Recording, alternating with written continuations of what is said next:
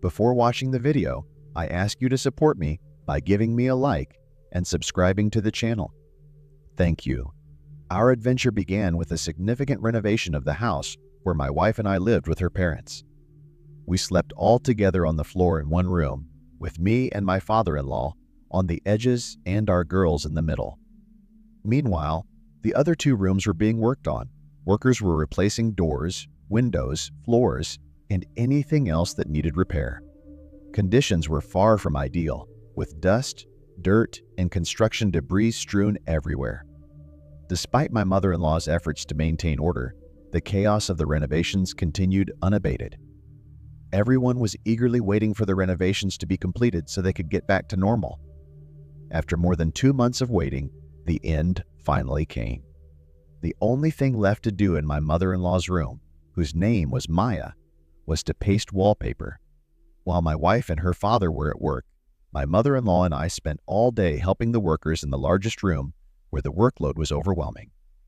When the workers left in the evening, my father-in-law and my wife returned.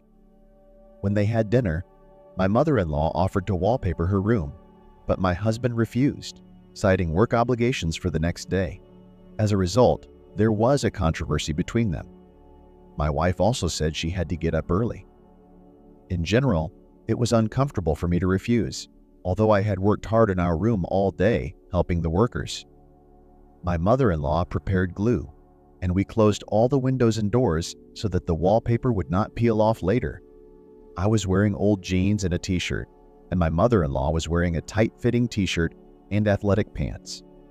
Strangely, I hadn't noticed before how attractive my mother-in-law was. She looked radiant and fragrant.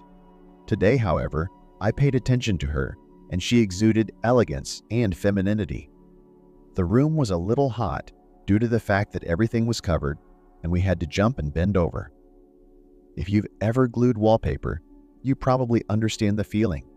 As we were gluing one wall, we were already sweating, and I took off my shirt. My mother-in-law's t-shirt and gym clothes were damp too, and it became quite uncomfortable.